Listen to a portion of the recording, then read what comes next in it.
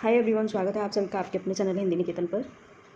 शिक्षक भर्ती से रिलेटेड या फिर बीपीएससी से रिलेटेड कोई भी महत्वपूर्ण अपडेट होती है, सबसे पहले आपके अपने चैनल हिंदी निकेतन के माध्यम से अपडेट आपको दी जाती है। जो लोग चैनल पर नए हैं, चैनल को सब्सक्राइब करके बेल आइकन जरूर प्रेस कर लें, जिससे कि आने वाली कोई भी महत्वपूर्ण अपडेट है आपसे छूटे नहीं और सबसे पहले आपको मिलती रहे। यहाँ पर देख सकते हैं कुछ महत्वपूर्ण अपडेट आए हुए हैं बीपीएससी की तरफ से।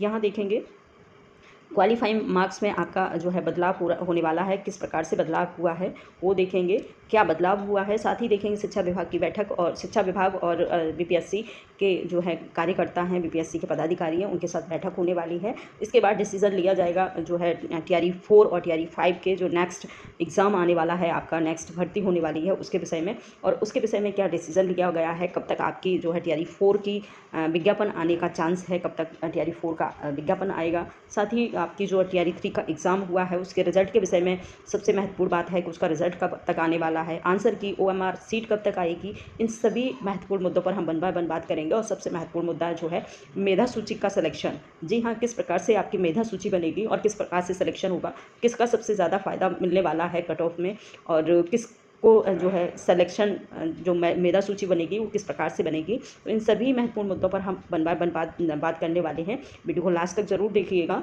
चलिए सबसे पहले देखते हैं। यहाँ पर देख सकते हैं ये महत्वपूर्ण अपडेट आया हुआ। शिक्षा विभाग अनुसूचित जाति अनुसूचित जनजाति कल्याण विभाग के अंतर्गत विद्यालय अध्यापक नियुक्ति के लिए मेधा सूची का निर्धारण किस प्रकार से होगा, ये आप देख सकते हैं। और लिखा है लिखित परीक्षा में कुल प्राप्तांक भाग 3 जो भाग 2 और भाग 3 के आधार पर, पहले मैं इसको पूरा पढ़ के आपको बताने वाली हूँ, उसके बाद मैं वन बाय वन पूरे अच्छा डिटेल में समझा दूँगी, तो आपको पूरी तरीक़ा से समझ में आ पाएगा। और यहाँ पर देख सकते हैं क्या जो है ये अपडेट आया हुआ है। तो सबसे पहले इस अपडेट को जानना ज़रूरी है, उसके बाद मैं डिटेल में समझाने वाली हूँ। जी हाँ, यहाँ देख सकते हैं भाग 1 और भाग 2 और भाग 3 आधार पर आयोग सफल अभ्यर्थियों को औपबंधिक सूची तैयार करेगा। लिखित परीक्षा को सुनिश्चित कुल प्राप्तांक समान होने की स्थिति में चयनित विषय भाग 3 का प्राप्तांक तथा चयनित विषय में समान अंक होने की स्थिति में भाषा अर्थात भाग 1, समझ पा रहे हैं, भाग 1 भाषा अर्थात का जो पार्ट है, जिससे भाग 1 विषय के प्राप्तांक के अनुसार मेधा सूची निर्धारित होगी। ठीक है, भाषा अर्थात भाग 1 विषय में भी प्राप्तांक समान होने की स्थिति में उम्र में समानता होने पर तथा देवनागरी लिपि में वर्णमाला के अनुसार आप, ठीक है, यहाँ पर आप सबसे महत्वपूर्ण बात है, यहाँ पर देखा गया है कि वर्णमाला देवनागरी लिपि के आधार पर, न कि ABCD के आधार पर। ठीक है, ये देखेंगे आप। तो वर्णमाला के देवनागरी लिपि के वर्णमाला के अनुसार नाम वाले उम्मीदवार को वरीयता दी जाएगी। ठीक, इसके बाद देखेंगे अभ्यर्थी किसी एक ही विषय का चयन कर सकते हैं जिस विषय में उन्होंने शिक्षक पात्रता परीक्षा उत्तीर्ण की है। ठीक है, तो यहाँ तक आप देखना, ये महत्वपूर्ण अपडेट है, ये जिसमें लिखा गया है। जैसे इसमें बताया गया है कि जैसे आपका एग्ज़ाम जो है टीआरई 3 का या टीआरई 1 या टीआरई किसी का भी 3 पार्ट में होता है। 3 पार्ट में आपका एग्ज़ाम होता है। थर्ड पार्ट जो है सब्जेक्ट का होता है आपका, है ना, और सब्जेक्ट का होता है थर्ड पार्ट, जिसमें 80 नंबर का ये जो पार्ट होता है थर्ड वाला। इसके बाद होता है सेकंड पार्ट आपका होता है जीके का, जिसमें 40 अंक का होता है। और जो फर्स्ट पार्ट होता है आपका भाषा अहर्ता का, जिसमें 30 मार्क्स का होता है, जिसमें आपको 9 मार्क लाना ज़रूरी है, क्वालिफाई मार्क होना ज़रूरी है। तो इसी के आधार पर आपकी जो है मेधा सूची बनने वाली है, इसी के आधार पर आपकी कट ऑफ निर्धारित होगी। ठीक है, कट ऑफ किस प्रकार से आपको जो है कट ऑफ में किन को लेना है, किन को नहीं लेना है, किस प्रकार से, तो ये आप यहाँ पर बहुत महत्वपूर्ण, बहुत जो है इम्पोर्टेंट रोल अदा करता है मेधा सूची। और उसी के आधार पर यहाँ पर आप देखेंगे फर्स्ट पार्ट में जो है आपका 9 नंबर लाना ज़रूरी है। और अगर सबसे पहले जो चेक होगा वो आपका फर्स्ट पार्ट होगा।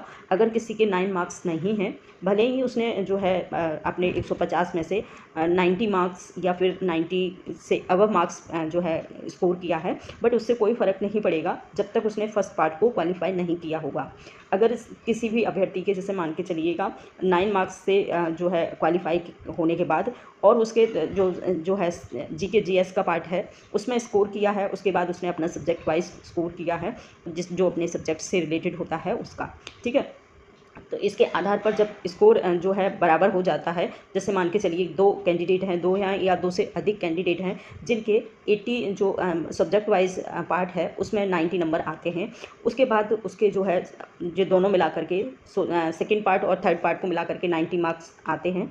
और उसके बहुत सारे कैंडिडेट हैं, मान के चलिए 3 हैं, 4 हैं, बहुत सारे हो भी सकते हैं इसमें, क्योंकि मतलब बराबर मार्क लाना कोई बहुत बड़ी बात नहीं होती है। तो सेम बहुत सारे लोगों के हो सकते हैं। तो मान के चलिए 3 या 4 लोग कैंडिडेट ऐसे हैं जिनके सेम जो है मार्क हैं। उसके बाद यहाँ पर देखेंगे, फिर आपके जब सेम मार्क हो जाएंगे तो उसके बाद आपके कट ऑफ किस प्रकार से बनेगी, आपकी सूची किस प्रकार से बनेगी।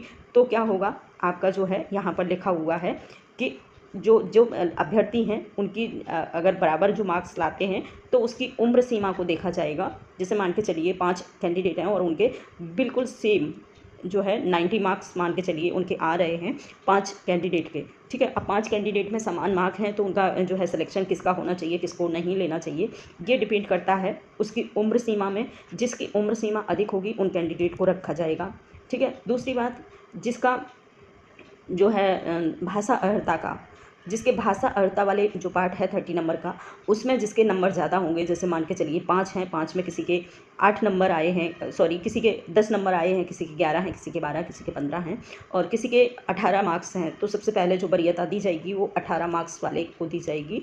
और उसके बाद इसमें भी जो होता है, फिर भी अगर क्लियर नहीं हो रहा है, उसके बाद क्या होगा, जब लास्ट में कहा है कि देवनागरी लिपि में, यहाँ पर आप देख सकते हैं देवनागरी लिपि वर्णमाला के अनुसार नाम वाले उम्मीदवार को, है ना। तो अगर क्वालिफाई कोई कैंडिडेट लाते हैं तो उनको 3 या 4 प्रोसेस हैं, उसके आधार पर उनको जो है सूची तैयार की जाएगी। सबसे पहले सूची है कि वो उसके भाषा अर्हता वाले अंक को मैच किया जाएगा, जिसके ज़्यादा अंक हैं भाषा अर्हता में उस कैंडिडेट को रख लिया जाएगा। दूसरा है उम्र सीमा में, जिसकी उम्र सीमा ज़्यादा होगी और जिसकी एज ज़्यादा होगी उसको रखा जाएगा। तीसरा जो प्रोसेस है वो है वर्णमाला के अनुसार, जिसके वर्णमाला हिंदी वर्णमाला के अनुसार जिसका नंबर पहले आएगा उसको रख दिया जाएगा। तो इस प्रकार से ये मेधा सूची तैयार की जाने वाली है आपके टीआरई 3.0 में।